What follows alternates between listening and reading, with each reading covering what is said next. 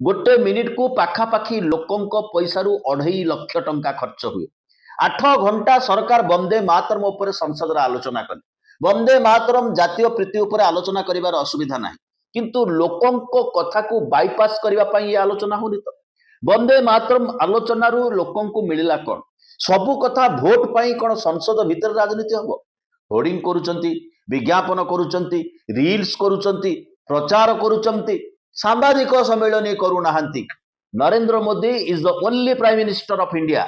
नरेंद्र मोदी ये देशर एकमात्र प्रधानमंत्री जी कि प्रधानमंत्रित्व समय दीर्घ 11 वर्ष काल थरुटे प्रेस को सामना कले नहीं बा प्रेस कॉन्फ्रेंस कले नहीं।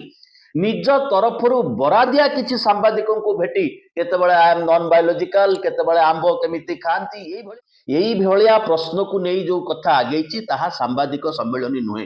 लोकों को आमे जवाबदेही हबु नाही, पार्लियामेंट भितरे आंसरेबल हबु नाही, जवाबदेही हबु नाही। ये होची एटीट्यूड आजिर सरकार कर।